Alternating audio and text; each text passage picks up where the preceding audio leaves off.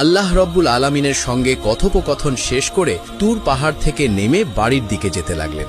প্রথমেই মুসা আলাইহিস সালামের সঙ্গে ওই পঙ্গু ব্যক্তির দেখা হলো।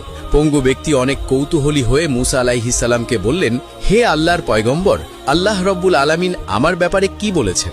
হযরত মুসা আলাইহিস সালাম বললেন, আল্লাহ তোমার ব্যাপারে যা বলেছেন তা শুনলে তুমি হয়তো সহ্য করতে পারবে না। পঙ্গু ব্যক্তি বললেন, হে আল্লাহর পয়গম্বর, আপনি বলুন না আল্লাহ আমার ব্যাপারে কি বলেছেন এবং আমাকে কেন পঙ্গু অবস্থায় পৃথিবীতে পাঠিয়েছেন?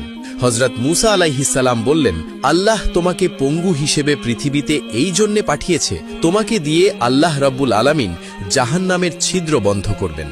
সঙ্গে সঙ্গে ওই পঙ্গু ব্যক্তি বলে উঠল, আলহামদুলিল্লাহ। হযরত মুসা আলাইহিস সালাম এবার কিছুটা রেগে গেলেন এবং রেগে গিয়ে ওই পঙ্গু ব্যক্তিকে বললেন, আল্লাহ তোমাকে দিয়ে জান্নাতের ছিদ্র বন্ধ করবেন না, আল্লাহ তোমাকে দিয়ে জাহান্নামের ছিদ্র বন্ধ করবেন। ওই পঙ্গু ব্যক্তি আবারও বললেন, আলহামদুলিল্লাহ। হযরত মুসা আলাইহিস সালাম এবার অবাক হয়ে বললেন, তুমি কি পাগল নাকি? আল্লাহ তোমাকে হাত পা ছাড়াইয়ে পঙ্গু হিসেবে পৃথিবীতে পাঠিয়েছে, মৃত্যুর পর আবার তোমাকে দিয়ে জাহান্নামের ছিদ্র বন্ধ করবেন, তারপরও তুমি আল্লাহর শুকরিয়া আদায় করছো? ওই পঙ্গু ব্যক্তি বললেন, হে আল্লাহর পয়গম্বর, আমি এতদিন জানতাম আল্লাহ আমাকে অনর্থক সৃষ্টি করেছেন, আমি কোনো কাজেরই না, নিজের প্রতি আমার নিজের ঘৃণা হতো, কিন্তু আজ আমি জানতে পারলাম আল্লাহ রব্বুল আলামিন আমাকে দিয়ে অন্তত জাহান্নামের ছিদ্র বন্ধ করবেন। আল্লাহ রব্বুল আলামিন তার এই বিশেষ কাজের জন্য আমাকে সৃষ্টি করেছেন। এজন্য আমি আল্লাহ রব্বুল আলামিনের দরবারে শুকরিয়া আদায় করলাম। হযরত মুসা আলাইহিস সালাম রেগে গিয়ে বললেন, তুমি তো আস্ত একটা পাগল, তোমাকে দিয়ে আল্লাহ জাহান্নামের ছিদ্র বন্ধ করবেন আর এই কথা শুনে তুমি আল্লাহর শুকরিয়া আদায় করলে? তোমার মতো পাগলের সাথে কথা বলার কোনো সময় আমার নেই।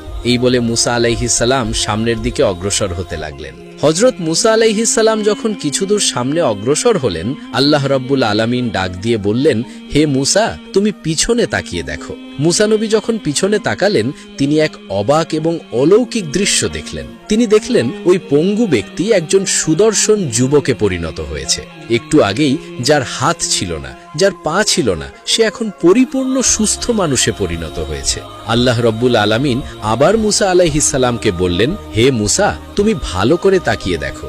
এখন আমি তাকে হাত দান করেছি, পা দান করেছি, তাকে পরিপূর্ণ সুস্থ যুবকে পরিণত করেছি। এর একটি কারণ, সে আমার শুকরিয়া আদায় করেছে।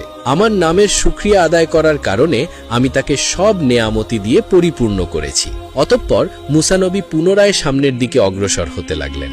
এবার দেখা হলো ওই ধনী ব্যক্তির সঙ্গে। ধনী ব্যক্তি মুসা আলাইহিস সালামকে বললেন, হে আল্লাহর পয়গাম্বার, আমার ব্যাপারে আল্লাহ রব্বুল আলামিন কি বলেছেন? হযরত মুসা